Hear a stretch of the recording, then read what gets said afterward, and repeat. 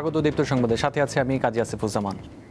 সারা দেশে শুরু হয়েছে এসএসসি ও সমমানের পরীক্ষা। সকাল 10টায় বাংলা প্রথম পত্রের মাধ্যমে শুরু হয়েছে লিখিত পরীক্ষা, যা চলবে 20 মে পর্যন্ত। এরপর ব্যবহারিক পরীক্ষা হবে 7 থেকে 14 জুনের মধ্যে। এবার 30,666টি শিক্ষা প্রতিষ্ঠানের 18,57,000 শিক্ষার্থী পরীক্ষায় অংশ নিচ্ছে। এর মধ্যে 9,30,305 জন ছেলে আর মেয়ে 9,27,039 জন। পরীক্ষার সময় নিরবিচ্ছিন্ন বিদ্যুৎ সরবরাহ থাকবে। এছাড়া পরীক্ষার্থীদের নির্বিঘ্নে চলাচলে কেন্দ্র এলাকা যানজটমুক্ত রাখার নির্দেশনা দেওয়া হয়েছে।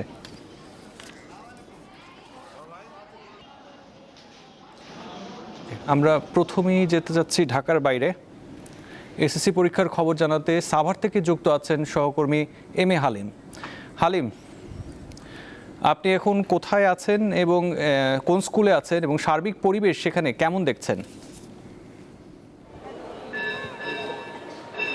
আমি এখন রয়েছি জাহাঙ্গীরনগর বিশ্ববিদ্যালয়ের যেটি স্কুল অ্যান্ড কলেজ যে কেন্দ্রটি রয়েছে সেখানে রয়েছি। তো আপনাকে জানিয়ে রাখি, এটি হচ্ছে যে একেবারে আবাসিক এলাকার মধ্যে একটি প্রতিষ্ঠান এবং এই কেন্দ্রে পরীক্ষার্থীর সংখ্যা রয়েছে প্রায় 600-এর মতো। তো আপনাকে কিছু তথ্য জানিয়ে রাখি আসিফ, সাভার উপজেলায় কিন্তু এবার 16,650 জন শিক্ষার্থী পরীক্ষায় অংশগ্রহণ করছেন এবং সেই সাথে এখন কেন্দ্র রয়েছে এখানে 16টি জেনারেল এবং সেই সাথে 2টি ভোকেশনাল এবং 2টি দাখিল মাদ্রাসা বোর্ডের আন্ডারে পরীক্ষা হচ্ছে। তো এবং আমরা এই বিষয়টি নিয়ে আমরা যেমনটি সকালবেলা উপজেলা নির্বাহী অফিসার তার সাথে কথা বলেছিলাম, তিনি যেমন বলছেন যে এবার সাভার উপজেলায় এই পরীক্ষা যাতে সুষ্ঠুভাবে হয় সেই জন্য বিভিন্ন নির্দেশনা দেওয়া রয়েছে এবং বিদ্যুৎ সংকটের কারণে বলা হয়েছে প্রত্যেকটি শিক্ষা প্রতিষ্ঠানে যাতে নিজস্ব জেনারেটর এবং আইপিএস ব্যবহার করে, এছাড়া যাতে বিদ্যুৎ চলে গেলেও যাতে এখানে আলো স্বল্পতা না হয় সেই জন্য সেখানে যেটি এনার্জি লাইট, যেটি অটো বিদ্যুৎ চলে গেলে অটো জ্বলে, সেই লাইটটি এখানে জ্বালানোর পরামর্শ দেওয়া হয়েছে।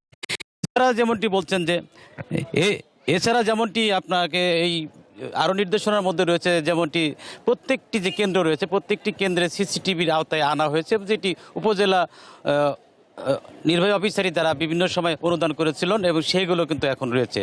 এবং এই সাভার জাহাঙ্গীরনগর বিশ্ববিদ্যালয়ের পাশাপাশি কিন্তু অন্যান্য যে কেন্দ্রগুলো রয়েছে, বিশেষ করে সাভার অধচন্দ্র উচ্চ বিদ্যালয়, এখানে উপজেলা প্রশাসনের পক্ষ থেকে সেখানে 10টার দিকে তারা সেখানে থাকবেন এবং সেই সাথে তাতে এখানে আইনশৃঙ্খলা বাহিনীর বিষয়টি দেখভালের জন্য এখানে কিন্তু সাভার আশুলিয়া থানার যে পুলিশরা রয়েছে তারা কিন্তু এখানে দেখভাল করছেন। আমরা দেখতে পেয়েছি এখানে পরীক্ষার্থী যারা ছিল প্রত্যেকটি কেন্দ্রে কিন্তু 9টার মধ্যে অনেক প্রবেশ করেছে। এছাড়া ব্যতিক্রমে আমি যে কেন্দ্রটি রয়েছি জাহাঙ্গীরনগর বিশ্ববিদ্যালয় স্কুল অ্যান্ড কলেজে, সেখানে একজন শিক্ষার্থী যিনি অসুস্থ ছিলেন তিনি 9:30টার দিকে এখানে উপস্থিত হলে কিন্তু সেখানে তারা এখানে নিরাপত্তা কর্মী রয়েছে এবং স্কুল কর্তৃপক্ষ তারা কিন্তু কী কারণে আসলো দেরি করে সেই বিষয়ে তারা যাচাই বাছাই করছে। তো সাভারে কিন্তু আমরা দেখতে পেয়েছি যে যানজট এবং বৈদ্যুতিক সমস্যা এখন পর্যন্ত হয়নি, সব মিলে কিন্তু সুন্দর এবং সুষ্ঠুভাবে এখানে এসএসসি পরীক্ষা অনুষ্ঠিত হচ্ছে।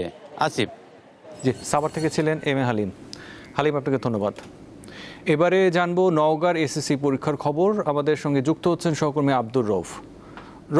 নওগাঁয় এবার কতজন শিক্ষার্থী পরীক্ষা দিচ্ছেন এবং পরীক্ষা সুষ্ঠু ও সুন্দরভাবে সম্পন্ন করতে কি কি পদক্ষেপ নেওয়া হয়েছে?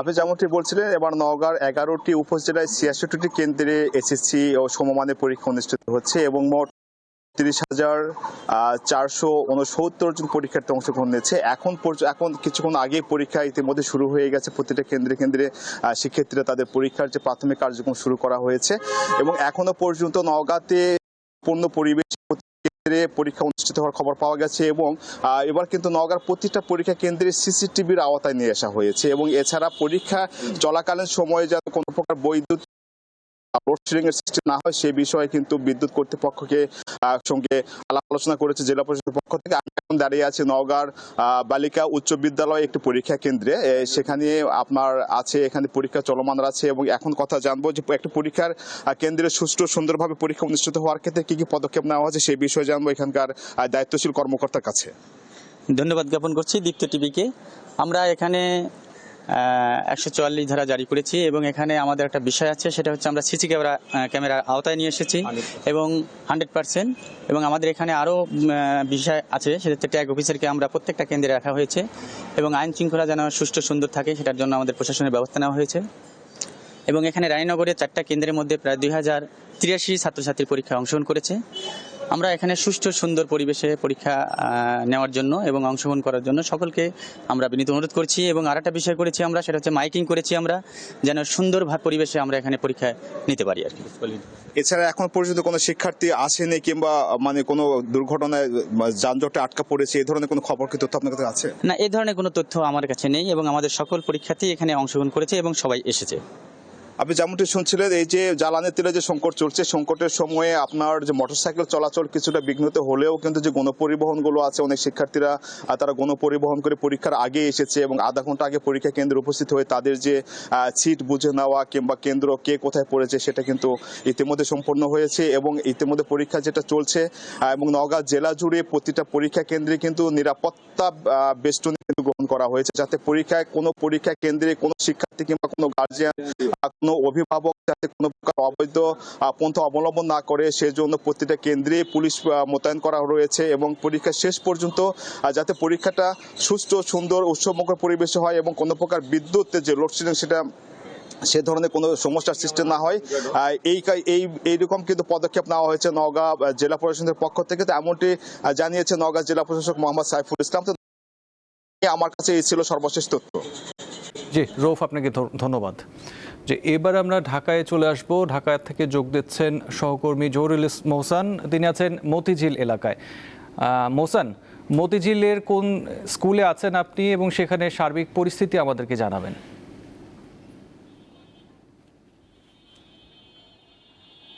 আসিফ, এখানে ঠিক 10টা বাজে কিন্তু এসএসসি পরীক্ষা শুরু হয়ে গিয়েছে এবং আমরা দেখেছি এবার কিন্তু সকাল 8টা থেকেই কেন্দ্রে প্রবেশ করার যে নিয়ম করা হয়েছিল, যাতে শিক্ষার্থীরা নির্বিঘ্নে হলে এসে পৌঁছায়। এবং সকাল 8টা থেকেই আমরা দেখেছি শিক্ষার্থীরা কেন্দ্রে আসা শুরু করে এবং কিছুক্ষণ আগেই আসলে 10টা বাজেই পরীক্ষা শুরু হয়েছে এবং বাইরে আমরা দেখছি যে শিক্ষার্থীদের অভিভাবকরা এখানে অপেক্ষমান রয়েছে। আমি এখন রয়েছি রাজধানীর BTCL আইডিয়াল হাই স্কুলে। এটা আসলে সাবেক TNT উচ্চ বিদ্যালয়। এই বিদ্যালয়ে যেই এসএসসি পরীক্ষার্থীরা বিভিন্ন ঢাকার অন্যান্য স্কুলের যেই শিক্ষার্থীরা পরীক্ষা দিতে এসেছেন তাদের সঙ্গে রয়েছেন তাদের অভিভাবকরা। আমরা এবার আসলে সারা বাংলাদেশে 18,57,000 শিক্ষার্থী এবার আসলে এসএসসি পরীক্ষা দিচ্ছেন বা সমমান পরীক্ষা যেটা রয়েছে সেটা শিক্ষার্থী পরীক্ষা দিচ্ছেন এবং প্রায় 3,885টি কেন্দ্রে এবার আসলে পরীক্ষা হচ্ছে।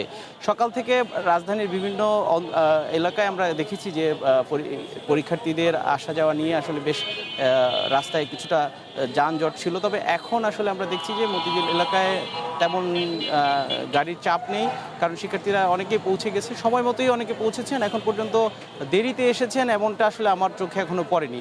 তবে অভিভাবকরা বেশ উৎকণ্ঠায় রয়েছেন পরীক্ষার। এবার যেহেতু নতুন সরকার দায়িত্ব নেওয়ার পর এই প্রথমবার আসলে পরীক্ষা হচ্ছে এবং এই পরীক্ষার এবার যারা শিক্ষার্থীরা অংশ নিয়েছেন তারা বলছিলেন যে আসলে এবার একটু গরম পড়েছে এবং লোডশেডিংয়ের ধকল রয়েছে। তো সব কিছু মিলিয়ে তারা আসলে পরীক্ষা দেওয়ার জন্য তারা বলছিলেন যে আসলে এই পরীক্ষাটা কেমন হবে বা প্রশ্নপত্র কেমন হবে সেটা নিয়ে তারা বেশ উৎকণ্ঠা রয়েছে। আমরা একজন অভিভাবকের সাথে কথা বলতে চাই। আপনার পরীক্ষা দিচ্ছে কে এবং কি আসলে আপনি তো বাইরে রয়েছেন, ভেতরে পরীক্ষা দিচ্ছে, কেমন লাগছে? আসলে উদ্বেগ রয়েছে কিনা? আসলে বিষয় হচ্ছে, আমি গতকালকে এসেছিলাম এখানের স্কুলের প্ল্যানিংটা দেখার জন্য যে তারা কীভাবে পরীক্ষা দিয়েছেন। আমাকে প্রধান শিক্ষক সব জানিয়েছেন যে এখানে প্রতিটা রুমে রুমে সিসি ক্যামেরা অন্তর্ভুক্ত আওতায় আনা হয়েছে, যেটা কিনা মানে এটা বাড়তি ভয় হিসাবে অনেকটা কাজ করতেও পারে। যে সিসি ক্যামেরা থাকা এটা দোষের কিছু নয়, কিন্তু এটাকে বাড়াবাড়ি করাটা এটা একটা দোষণীয়। পরীক্ষা দিতে আসার ক্ষেত্রে যানজটে পড়েছিলেন কিনা এই ধরনের সমস্যা? না, আমার বাসা হচ্ছে মুগদাতে। আমার ছেলে মুগদা মডেল হাই স্কুল থেকে এসএসসিতে পরীক্ষা অংশ নিচ্ছে এবং আমি যখন বাসা থেকে বের হই আমি অত্যন্ত সুকৌশলে যাতে জ্যামে না পড়ি সেই জন্য 2টা পার্টে ভাগ করে এসেছি। প্রথম পার্টে কমলাপুর ওভারব্রিজ হয়েছে এবং সেকেন্ড পার্টে ওভারব্রিজ পার হয়ে আমরা একটু আরেকজন অভিভাবকের সাথে কথা বলতে চাই। এখন তো আসলে গরম এবং লোডশেডিংয়ের সমস্যা রয়েছে, তো পড়াশোনা বা প্রিপারেশন নিতে কোনো সমস্যা হয়েছিল কিনা আপনার? জি, মোটামুটি প্রিপারেশনের মধ্যে একটু সমস্যা দেখা দিছে, কারণ যেহেতু ছেলেমেয়েরা এখন একটা তাদের পরীক্ষা পরীক্ষার জন্য তারা ঠিকমতো লেখাপড়া করতে গেলে লোডশেডিং হয়। লোডশেডিংয়ের পরিবর্তে জেনারেটরের যে ব্যবস্থা আছে, বর্তমানে তেলের সংকটের কারণে জেনারেটর ঠিকমতো চালাতে পারি না, তাই অবশ্যই একটু সমস্যা হচ্ছে ইনশাল্লাহ। আপনার যেই সন্তান পরীক্ষা দিচ্ছেন তার আসলে প্রিপারেশন কেমন ছিল বা প্রিপারেশনে কোনো সমস্যা হয়েছে কিনা, যেহেতু এবার একটু বলবেন। না, অনেক ভালো, আলহামদুলিল্লাহ। আগের চাইতে অনেকটা ভালো। আমি মনে করি যে আগের পরিবেশের চাইতে এখনকার পরিবেশ অনেক ভালো। এই পরিবেশ যদি থাকে, এটা যদি ধরে রাখা যায় তাহলে অনেক ভালো হবে। এবং বাচ্চাদের ঠিক টাইমলি আসা হয়েছে এবং ওদেরকে আগে অনেক ঢুকতে দিত না, এখন তারা 8:30টার ভিতরে ঢুকতে দিচ্ছে, প্রবেশ করতে দিচ্ছে। এবং ঢুকে যাওয়ার পরে ওরা রিল্যাক্সে ওদের সিট খুঁজে পাচ্ছে এবং সুন্দরভাবে আশা করি ওদের পরীক্ষা ভালো হবে। আশা করি খুবই ভালো, পরিবেশ অনেক ভালো, যানজট আগের চাইতে অনেক ভালো। আপনাকে ধন্যবাদ। আসিফ, আমরা কথা বলছিলাম শিক্ষার্থীদের অভিভাবকদের সাথে, তো বলছিলেন যে এবারের পরিবেশ বেশ ভালো, তবে লোডশেডিংয়ের জন্য অনেকের পরীক্ষার প্রস্তুতি নিতে বেশ বেগ পেতে হয়েছে। এই ছিল আসলে আমার কাছে সর্বশেষ। জি, ধন্যবাদ মোহসান। ভারত মিয়ানমার সীমান্তে আঘাত এনেছে মাঝারি মাত্রার ভূমিকম্প। এতে রাজধানী ঢাকাসহ দেশে বিভিন্ন স্থানে অনুভূত হয়েছে মৃদু কম্পন। ভোর 6:29 দেশে এই ভূকম্পন অনুভূত হয়। আবহাওয়া অধিদপ্তর জানায় রিক্টার স্কেলে এই ভূমিকম্পের মাত্রা ছিল 5। এর উৎপত্তিস্থল ভারতের মণিপুর সীমান্তের কাছাকাছি। প্রাথমিকভাবে এই ভূমিকম্পে দেশে কোনো ক্ষয়ক্ষতি বা হতাহতের খবর পাওয়া যায়নি। সুনামগঞ্জ জেলার 106টি নদীর বেশিরভাগই এখন অস্তিত্ব সংকটে। নাব্যতা হারিয়ে নদীগুলো এখন ফসলের ক্ষেত।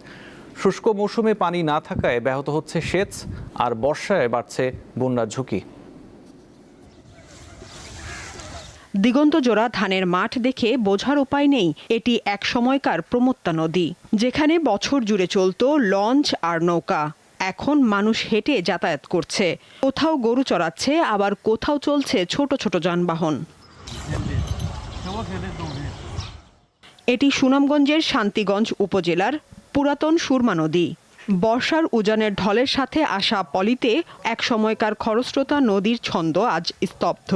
যে নদী ছিল মাছের ভাণ্ডার আর ফসলি জমির সেচের প্রধান উৎস, নাব্যতা হারিয়ে সেটি এখন শুধুই স্মৃতি। বড় বড় স্টিমার, লঞ্চ এগুলা চলতো, অনেক কিছু চলাফেরা করছে।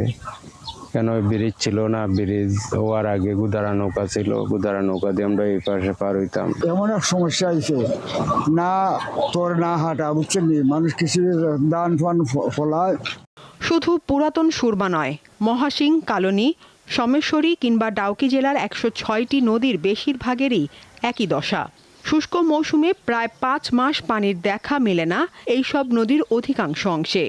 নদীতে অনেক পানি ছিল, অনেক মাছ ছিল, মাছ মারছি, মাছ খাইছি। এখন নদী শুকিয়ে যাওয়ায় আমাদের কৃষিকে তো হইতেছে না, লামতে ডর করছে, মানে তার লাইলে খেত হয়েছে, বল খেলার মাঠ হয়েছে। নদী ভরাট হওয়ায় বর্ষা মৌসুমে দেখা দেয় বন্যা, আর শুষ্ক মৌসুমে হাহাকার পড়ে পানির। হাওর অঞ্চলের জীববৈচিত্র্য আর কৃষি এখন হুমকির মুখে। আগেও দেখেছি যে ড্রেজিং হয়েছে, সেই ড্রেজিংগুলো ভালো হয় নাই। তাহিরপুরের বৌলাই নদী, পাটলাই নদীতে ড্রেজিং হয়েছে, সেই ড্রেজিংগুলো একদম যাচ্ছে তাই অবস্থা। ফলে ড্রেজিংটাও কার্যকরভাবে করতে হবে। পানি উন্নয়ন বোর্ড বলছে, অস্তিত্ব সংকটে থাকা এসব নদী রক্ষায় বড় ধরনের পরিকল্পনা নেওয়া হয়েছে। প্রাথমিকভাবে আমরা 14টি নদী চিহ্নিত করেছি এবং এগুলো খনন করবো প্রাথমিকভাবে, এবং পরবর্তী বাকি 5টা নদীর পাশাপাশি যারা খাল খনন রয়েছে সেগুলো আমরা পর্যায়ক্রমে করব। তো ইতিমধ্যে আমরা প্রায় 1400 কোটি টাকার মতো একটি নদী খননের জন্য একটি প্রকল্প প্রণয়ন করেছি। এটি আমাদের পানি সম্পদ মন্ত্রণালয়ে প্রণয়নের জন্য অপেক্ষাধীন আছে। হাওর অঞ্চলের জীবন ও কৃষির সঙ্গে ওতপ্রোতভাবে জড়িয়ে আছে এই নদীগুলো। তাই দ্রুত খননের মাধ্যমে হারানো নাব্যতা ফিরিয়ে আনার দাবি হাওরবাসীর। সাদিয়া চৌধুরী, দীপ্ত, বার্তা কক্ষ। ইরানের সঙ্গে চুক্তি না হলে নৌ অবরোধ উঠবে না এবং যুদ্ধবিরতির মেয়াদও বাড়বে না বলে জানিয়েছেন যুক্তরাষ্ট্রের প্রেসিডেন্ট ডোনাল্ড ট্রাম্প।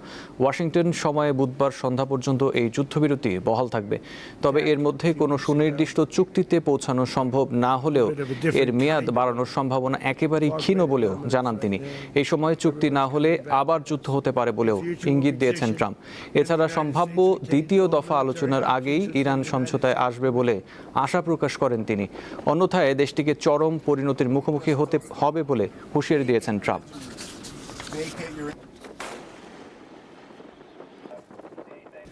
এই ছিল এখনকার মতো। পরবর্তী সংবাদ 12টায় দেখার আমন্ত্রণ রইল। এছাড়াও তথ্য বিনোদনের জন্য চোখ রাখুন দীপ্ত টিভির ডিজিটাল প্ল্যাটফর্মগুলোতে। ধন্যবাদ।